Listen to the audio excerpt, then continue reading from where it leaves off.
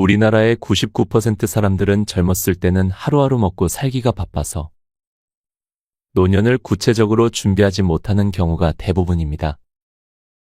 그래서 노년에는 막연하게 이렇게 살고 싶다고 말합니다. 99세까지 팔팔하게 살다 3일만 앓고 잠자듯이 세상을 뜨고 싶다.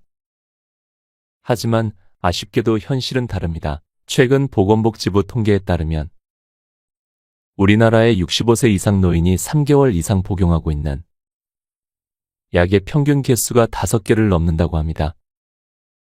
거기다 약국에서 처방전 없이 먹는 약을 합치면 더 많을 것으로 파악됩니다. 더군다나 70대와 다르게 80대가 되면 몸이 아파서 입원했더니 평생 자리보전을 하고 누워있을 수 있고 암이나 각종 질병이 우리를 위협합니다. 그래서 이렇게 말씀하시는 분들도 많습니다. 이제 언제 죽어도 여한이 없습니다. 옛날이었으면 부모가 죽은 나이입니다. 정말 그럴까요? 하버드대 의대 교수인 싱클레어 교수는 이렇게 반박했습니다. 80대 나이에도 40에서 50대처럼 생활할 수 있으며 더 젊게 더 오래 살 수 있는 세상이 10년 안에 열릴 것이라고 말했습니다. 이처럼 80세가 되기 전 50대부터 70대의 시간을 얼마나 유용하고 즐겁게 쓰는지에 따라 노후 삶의 질을 결정하게 됩니다. 그러면 80세가 되기 전 우리들이 당장 해야 할 일은 무엇일까요? 그것은 바로 노년에 대한 올바른 이해입니다. 하지만 노년이 시작된 60대 분들조차도 이렇게 말씀하십니다. 그거 다 한가하고 돈 있는 사람 얘기지 돈 없는 사람한테는 헛소리야. 나이 62인데 실제는 실천이 쉽지 않네요. 가끔 산행하고 세월만 흐르고 있네요. 그래서 이번 영상에서는 15년 가까이 노인복지센터에서 근무했던 전문가의 실제 경험을 바탕으로 꼭 알아야 할 조언 7가지를 말씀드리려고 합니다. 이번 영상을 통해 80세에 대한 막연한 두려움을 벗고 지금부터가 내 인생 시작이다라는 의지를 다질 수 있을 거라 확신합니다. 좋아요와 구독 버튼 한 번씩 눌러주셔서 저에게 작은 운들을 모아주시면 감사하겠습니다. 지금부터 시작합니다. 첫 번째, 욕창이 가장 무섭다. 노인들이 공통적인 바람은 두 발로 돌아다니다가 2, 3일 아프다 죽는 것이다. 이렇게만 되면 오죽 좋겠는가. 현실에서는 그보다 훨씬 오랫동안 투병 생활을 하며 질병과 싸우면서 누워있는 시간이 길어지다 보면 욕창이 생긴다. 욕창은 주로 뼈가 튀어나온 부위가 침대나 요에 오랫동안 닿거나 뼈끼리 겹쳐 있으면서 발생한다. 정상인들은 푹신한 요에 얹혀있는 발에 욕창이 생긴다는 것을 이해 못하지만 관절이 굳어있고 스스로 몸을 움직이지 못하는 사람은 누가 체위를 바꿔줄 때까지 꼼짝없이 그 자세를 그대로 유지할 수밖에 없다. 또 휠체어에 앉히다가 부딪히거나 긁혀 상처를 얻으면서 시작된 것이 욕창으로 발전하기도 한다. 욕창은 손목과 발목, 팔꿈치와 발꿈치, 어깨, 양무릎 사이, 꼬리뼈, 등뼈 등 뼈가 조금이라도 튀어나온 부분은 어디든 가리지 않고 생긴다. 건강한 사람은 계속 몸의 위치를 바꾸고 피부 조직도 건강하고 탄탄하여 그럴 염려가 없지만 중증 외상 환자는 스스로 움직일 힘이 없다. 아주 심한 사람은 팔, 다리는커녕 손가락도 들지 못하고 눈동자만 움직인다. 그렇게 누워만 있는 환자는 최소 2시간에 한 번씩 체위 변경을 해줘야 하는데 자주 체위를 바꿔주어도 욕창은 생길 수 있으며 한 번 생긴 욕창은 나았다 할지라도 재발이 잘 된다. 노인의 피부는 얇아 상처나기 쉽다. 오랫동안 병석에 누워있으면서 잘 먹지 못한 사람은 마치 인체 해부도를 보는 것 같이 피부 밑에 뼈가 하나씩 다 드러나 보이기도 한다. 쿠션 역할을 할 살이 없다 보니 같은 자세를 한동안 유지하면 바닥에 닿은 피부가 눌려 산소나 영양 공급이 힘들어진다. 처음에는 불그스름하다가 살갗이 살짝 벗겨지는 정도이지만 더 진행되면 상처 부위가 커지면서 진물이 나온다. 검게 변하면서 상처가 점점 깊어지고 균이 증식하여 피부가 괴사하기 시작한다. 욕창의 초기 단계는 피부가 얇게 벗겨지는 정도라. 연고만 잘 바르면 낫겠지 하고 대수롭지 않게 여길 수 있다.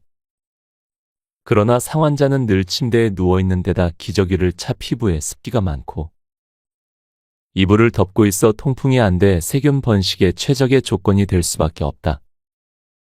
거기다 소변과 대변의 유독한 성분이 더욱 빠른 속도로 욕창의 상처를 악화시킨다. 욕창이 심한 경우는 손가락이 들어갈 정도로 깊으며 여관에서는 낫지 않아 제거 수술을 받기도 한다. 욕창을 그대로 방치하면 세균이 혈관 속으로 들어가 폐혈증을 일으켜 사망할 수도 있으므로 와상 부모를 돌보는 가족은 욕창 예방에도 관심을 두어야 한다. 체위 변경 외에 몸을 깨끗하게 자주 닦고 습기를 없애주어야 하며 용변이 끝난 후에는 기저귀 없이 통풍이 되도록 하고 침구도 자주 갈아 위생적인 침상 환경을 만들어야 한다. 이처럼 우리들이 생각하는 것보다 욕창은 80대에게 정말 무서운 존재다.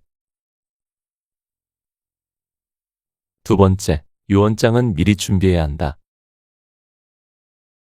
말기 노후에 대한 준비도 필요하다. 노인들 사이에서 자주 이야기되는 희망사항은 99세까지 팔팔하게 살다 3일만 앓고 잠자듯이 세상을 뜨는 것이다. 그렇게 되면 오죽 좋을까만 현실은 불행하게도 한국인의 경우 약 10년 정도 각종 질병에 시달리다가 세상을 떠나는 것으로 나온다. 오랜 기간 투병 생활을 하거나 요양원에 입소하게 되었을 때 우리는 자신의 의사를 충분히 명료하게 밝힐 수 있을까? 여전히 정신이 맑은 상태라면 치료나 수발에 대해 본인이 희망하는 바를 표현하겠지만 의식이 없거나 치매 같은 병으로 인지기능에 문제가 생기면 아마 불가능할 것이다. 그런 때를 위해 자신의 바람을 미리 적어두면 유용하다. 예를 들어 고령의 몸이 불편해도 계속하여 집에서 살기를 바라는지 아니면 다른 사람으로부터 수발을 받아야 할 시점에 요양원에 입소하는 것을 원하는지 비용 문제는 어떻게 할지 사망 후 신변 정리는 어떻게 할 것이며 유언장을 작성할 것인지 등에 관한 내용을 미리 정리해두는 것이다. 가족관계가 복잡하여 법정 상속 대신 다른 방식의 유산 상속을 원하는 사람이라면 유언장을 꼭 작성해야 한다. 유언장 작성을 위해서는 복지관이나 종교기관에서 진행하는 웰다잉, 유언장 써보기 등의 프로그램에 참여하여 도움을 받을 수 있으며 그런 과정에 참여하면 생의 의미를 다시 한번 진하게 느낄 수 있다. 단순한 생명의 연장보다 마지막 남은 시간을 가족과 보내고 평화로운 죽음을 원하는 사람이라면 무리한 생명 연장보다 고통을 완화하는 완화치료나 호스피스 케어에 관한 입장을 밝혀둘 필요가 있다. 또 임종에 달하여 병원에서 행하는 심폐소생술, 인공호흡기 등을 원하지 않는다면 치료에 대한 사전 의사결정인 사전의료 의향서 같은 서류를 작성하여 본인의 의사를 명확히 해둬야 한다. 사전의료 의향서는 죽음에 임박해 어떤 치료를 받을 것인지 아니면 어떤 치료를 받지 않을지 등을 미리 밝혀두는 서류이다. 나아가 장례에 대한 생각도 정리해둘 필요가 있다. 수의 등장례물품과 장례 진행 방식, 부고 알림의 여부와 알릴 대상의 범위, 매장 방식, 비용 부담 등에 관해 평소 본인이 원하는 것을 적어놓든지 가족에게 의사표현을 해놓으면 가족은 고인의 의견을 존중해 장례를 집행할 것이다. 바람직한 노후 삶의 방식은 보통 사람처럼 자신의 집에서 계속 사는 것이다. 집에서 살면 내 삶에 대해 스스로 결정권을 행사할 수 있으며 내가 원하는 생활 방식을 유지할 수 있고 무엇보다도 편안하다. 하지만 가족이 있어도 적절한 돌봄을 받기 힘들거나 혼자 사는 사람이라면 어쩌면 다른 선택을 해야 할 수도 있다. 특별히 아프지는 않지만 의식주에 관련하여 일상생활 관리가 힘들고 귀찮다면 노인복지주택을 생각할 수 있다. 노인복지주택이란 주거에 편리한 시설을 갖추고 이를 임대 또는 분양하여 생활지도, 상담, 안전관리 등 일상생활에 필요한 각종 편의를 제공하는 곳이다. 기업, 대학, 개인 등이 운영하며 비용은 서비스 수준에 따라 차이가 있다. 식사와 청소를 제공하고 지루하지 않게 교육, 친교 프로그램들을 제공하는데 규모가 큰 곳은 수영장, 게이트볼 같은 운동시설을 갖춘 곳도 있고 의사가 상주하며 진료를 하기도 한다. 질병으로 거동이 힘들면 앞에서 언급한 노인장기 요양보험을 이용하자. 거주지 관할 건강보험공단에 요양 등급 신청을 하고 등급이 나오면 집에서 방문 요양 서비스를 받거나 요양원에 입소할 수 있다. 요즘 요양원은 과거와 달리 밝고 쾌적하다. 집처럼 편안하지 않고 사생활 보장이 어렵다는 단점은 있지만 숙련된 간호사나 요양보호사들로부터 적절한 보살핌을 받고 영양사의 지도로 조리된 위생적이고 영양가 높은 음식을 제공받으며 노래교실, 미술교실 등의 다양하고 재미있는 취미 활동에 참가하며 새로운 친구들을 사귈 수 있다. 가족에게 애착이 강한 사람은 요양원 입소에 저항하지만 적응을 잘하면 집에 혼자 있을 때보다 오히려 건강해져 즐겁게 사는 사람도 많다. 이렇게 요양원 입소를 생각하는 사람이라면 평소 가고 싶은 곳을 알아보고 가족에게 그런 정보를 주면 좋을 것이다. 한국인들은 늙음과 죽음을 대화 주제로 삼기를 꺼린다. 그래서 아직 정상적인 생활을 하는 노인 중에는 가족들과 죽음에 관한 대화를 나누며 미리 준비를 하는 사람이 적다. 이러한 문화에서 자식이 먼저 그런 대화를 시작하기는 어려우니 부모가 먼저 본인이 희망하는 바를 알리는 것이 좋을 것이다. 특히 노인에게 있어 병은 예고 없이 찾아오고 예후를 알 수 없는 경우가 많으므로 여러 상황을 가정하고 그 상황에서 자신이 원하는 것을 미리 기록해 두거나 가족에게 분명하게 의사 전달을 해둘 필요가 있다. 의식이 또렷하고 맑을 때 나이 들어가면서 부딪힐 여러 상황에 대비하여 자신의 희망 사항을 적어두면 수발하는 가족은 부모의 의사를 존중하여 부모가 원하는 방식으로 결정할 것이다. 그렇지 않으면 어떤 상황에 닥쳐 가족은 자신들의 관점에서 최선이라고 생각하는 선택을 할 수밖에 없고 이는 부모의 희망과 크게 다를 수 있다. 부모가 미리 방향을 제시해 놓으면 가족의 입장에서는 의사 결정에 대한 부담이 줄어들어 수월해진다. 유언장은 죽음을 두려워하며 기다리는 선택이 아닌 오히려 죽음을 편안하게 맞이하는 선택임을 생각하자. 세 번째, 눈, 귀, 입을 늦지 않게 검사해야 한다. 우리는 아프면 의사에게 간다. 귀가 아프고 목이 부으면 이비인후과 의사를, 넘어져 팔이 부러지면 정형외과 의사를 찾는다. 그런데 귀가 잘 안 들리거나 눈이 침침하고 잘 안 보이면 배가 아프거나 팔이 부러진 것처럼 급하지 않다고 여겨 보청기를 하거나 안경 맞추는 것을 소홀히 하는 사람이 많다. 하지만 이렇게 하찮고 작은 것이 큰 문제를 일으킬 수 있다. 귀가 잘 안 들리면 가족이나 친구와 대화가 어렵다. 대화에 끼기 힘들어지니 자연히 소외감을 느끼게 된다. 무슨 말인지 정확하게 알아듣지 못해 혹시 내 말을 하는 것 아닌가. 오해하고 의심하여 다툼이 생길 수 있으며 TV를 크게 틀어놓아 다른 사람에게 방해가 된다. 다른 사람의 말을 듣지 못하거나 대화가 힘들어 말수가 줄어들면 그것에 그치지 않고 내 기능의 축소로 이어진다. 청각세포의 퇴행으로 유발되는 난청을 방치하면 귀를 통해 들어온 소리를 분석하는 뇌의 청각 기능도 함께 저하되어 결국 인지 기능에 좋지 않은 영향을 끼치는 것이다. 인체의 각 기관과 세포는 서로 유기적인 관계로서 어느 한 곳이 나빠지면 그 한 곳이 나빠지는 것에 그치지 않고 다른 기관으로까지 연쇄적으로 영향을 끼친다. 전체 노인의 10% 이상이 난청을 가지고 있으며 발병이 되면 시간이 갈수록 더욱 나빠지고 연령이 높을수록 난청 비율이 높다. 청력은 나이 들수록 계속 나빠지기만 하므로 평소 귀 관리에도 신경을 써 우울증이나 치매로 연결되지 않도록 할 필요가 있다. 안경을 쓰지 않아 앞이 잘 안 보이면 물건에 부딪히거나 넘어져 골절상이나 뇌진탕을 입기 쉽다. 몸의 유연성이 떨어진 데다 상황에 대한 대응 능력도 떨어지기 때문이다. 당뇨병을 가진 사람은 당뇨 합병증으로 시력을 잃는 경우가 있고, 연령이 많아질수록 녹내장 발생 비율도 높아지니 정기적으로 안과도 들러야 한다. 백내장이나 안과 질환으로 시력이 떨어지면 안 보이는 쪽 반찬을 못 먹기도 하니 건강한 식생활을 위해서도 정기적인 눈 검사가 꼭 필요하다. 치과도 정기적으로 들러 관리해야 한다. 음식을 씹는 힘이 약해지고 씹는 횟수가 줄면 인지 기능이 저하되는 결과로 이어질 만큼 치아는 뇌의 활동과 연관이 크다. 이가 부실해 제대로 씹지 못하면 음식 섭취에 지장이 있어 영양에도 문제가 생기게 된다.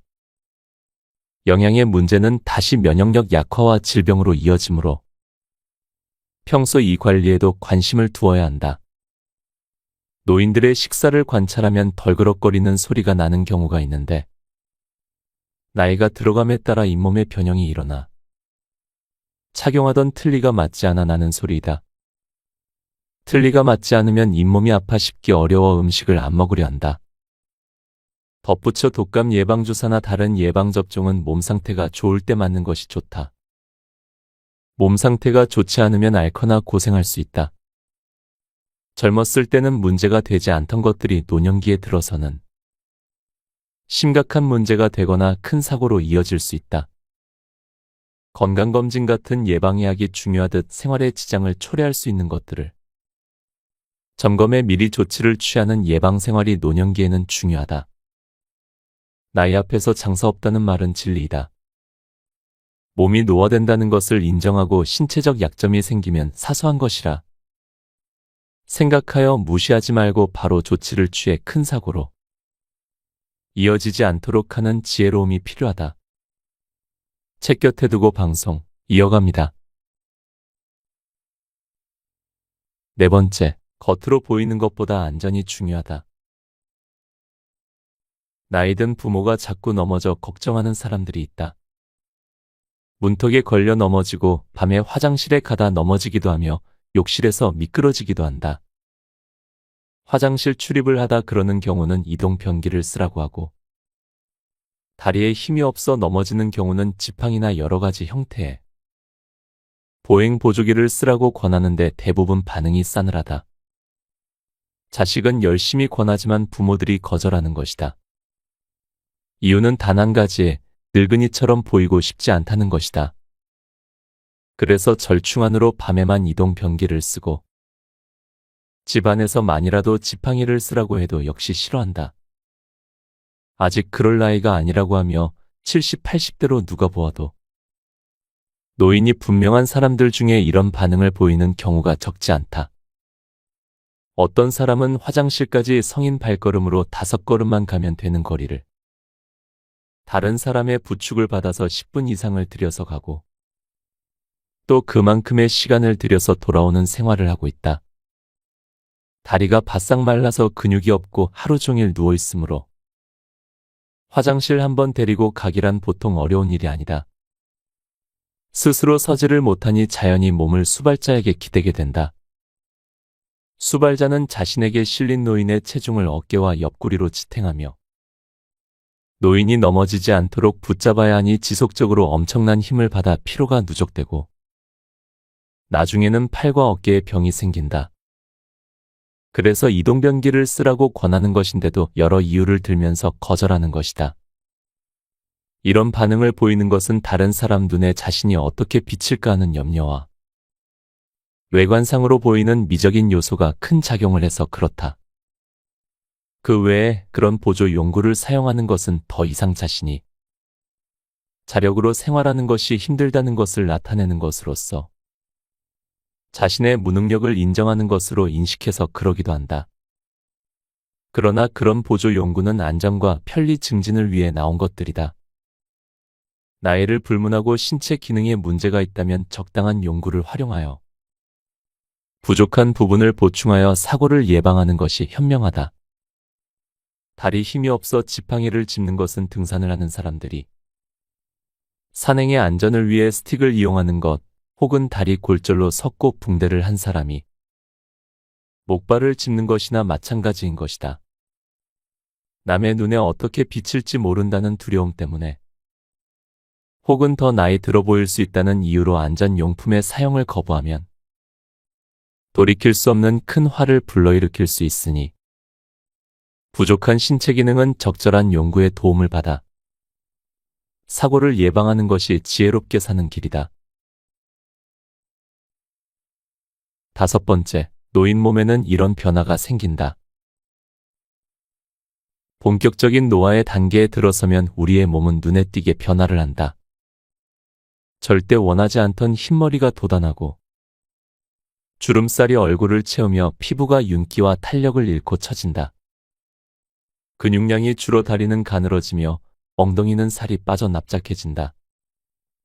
체형이 변함에 따라 옷을 입으면 맵시가 안 나고 부자연스러운 느낌을 떨치기 힘들다. 키도 영향을 받아 50대 중반부터 시작해서 70대까지 남자는 3cm, 여자는 5cm 정도 줄어든다. 등이 굽어서 그러기도 하고 척추 사이에 있는 연골 조직이 닳아 얇아져서 그러기도 한다. 척추가 눌려 납작해지면서 척추뼈 사이에 구분이 없어져 마치 달라붙어 있는 것처럼 척추 협착이 일어나기도 하고 심하면 아예 척추뼈 사이에 구분이 없이 한 덩어리가 되기도 하는데 이렇게 되면 너무 아파서 허리를 펴기도 걷기도 힘들어 일상생활이 힘들어진다. 걷지 못하고 와상 환자가 된 노인들을 보면 이런 사람들이 많다. 키가 줄어드는 것 외에 뼈가 변형되거나 쉽게 부러지기도 한다. 관절염이 생기면 손가락 관절마디가 휘거나 튀어나온 것처럼 모양이 변형되고 통증이 따른다. 또 무릎의 통증으로 걷기가 힘들어지며 넘어지면 팔, 다리, 고관절뿐 아니라 척추뼈가 부러지기도 한다. 근력에도 변화가 생긴다. 근력은 뼈, 관절, 힘줄, 인대, 근육 등이 합동하여 내는 힘인데 각 요소들이 감퇴함에 따라 50대 이후부터 한 번에 최대로 낼 수 있는 힘의 세기가 줄어들기 시작하여 연령이 높아질수록 감퇴 현상이 두드러진다. 귀와 관련해서는 난청이 생기는데 노인들의 집을 방문해 보면 TV를 크게 틀어놓는 사람들이 많다. 귀에 바싹 대고 말해야 알아듣기도 하고 어떤 사람 말은 알아듣는데 어떤 사람 말은 못 알아듣기도 한다. 높은 음을 잘못 들으며 시끄러운 곳에서 대화하는데 어려움을 겪는다. 외부 소음이 없는데도 귀에서 소리가 나는 것으로 느끼는 이명이 생기기도 하는데 귀뚜라미 소리가 들린다는 사람도 있고 윙윙거리는 소리, 바람 소리, 벨소리가 들린다고 말하기도 한다.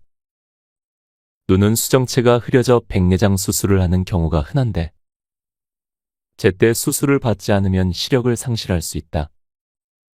시신경 이상으로 녹내장이 오기도 하며 노인성 황반 변성이 일어나거나 당뇨병으로 망막 변증이 생겨 시력을 잃기도 한다. 특히 어둠에 대한 적응력이 심하게 저하되어 물체를 식별하는 데 젊었을 적보다 훨씬 더 밝은 빛을 필요로 한다. 그 결과 계단이나 도로턱, 움푹 파이거나 솟아오른 부분을 분간하지 못하여 넘어지기 쉬우며 물체에 부딪힐 확률이 높아진다. 눈물 생산도 급격하게 줄어 감염에 취약해진다. 울고 싶은데 눈물이 나오지 않는다고 하는 노인의 말은 사실이다. 혀와 관련해서는 맛을 느끼는 혓바닥에 밀의 수가 줄고 침 분비가 적어져 음식 맛을 잘 느끼지 못하여 미각이 둔해진다. 혀가 느끼는 달고, 쓰고, 짜고, 시고, 감칠맛 중에서 달고 짠맛에 대한 민감성이 특히 저하되어 적당하게 간이되어 있는데 싱겁다고 느끼거나 단 음식을 두고도 달지 않다고 느낀다. 그 결과 음식을 짜고 달게 먹으려 한다. 실제 노인 중에는 짠 젓갈만 찾는 사람들이 있다. 대신 쓴맛을 많이 느껴 평상시 입안이 쓰다고 하며 입맛을 잃기도 한다.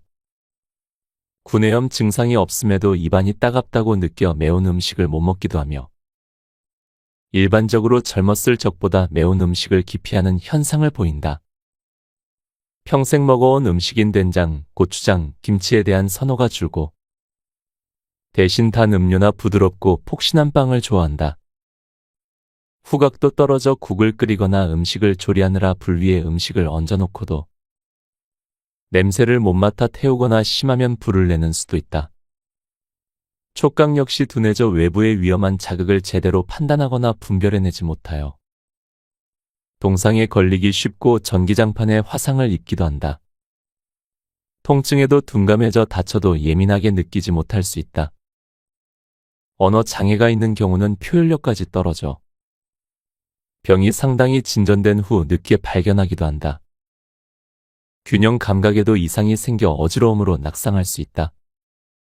나이가 들수록 평형감각 능력이 저하되고 평형감각을 관장하는 뇌나 귀에 문제도 많이 발생한다.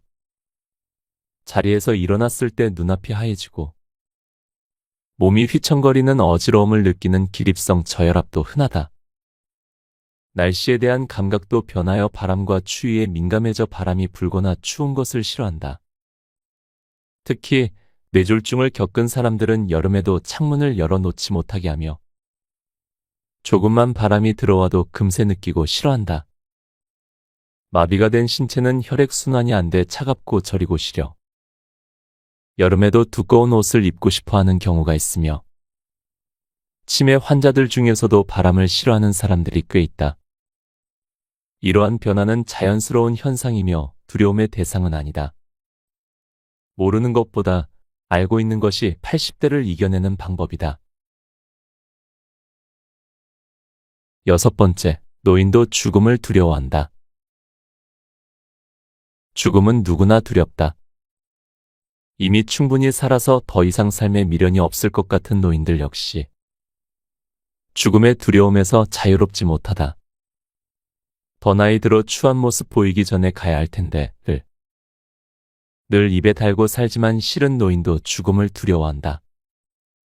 그래서 노인들 중에는 나이를 물으면 달가워하지 않는 사람들이 많다. 우선 자신이 그렇게 나이를 많이 먹었다는 것이 믿기지 않고 믿고 싶지 않으며 마음은 여전히 청춘이며 해야 할 일이 남아있는데 갈 날이 가까워지는 느낌이기 때문이다. 그래서 노인 중에는 만약 내가 85까지 산다면 앞으로 4년 남았어라며 자신이 희망하는 어느 시점을 기준으로 자신의 나이를 밝히기도 하고 살 날이 많지 않다는 생각에 무엇을 새로 계획하기를 주저한다.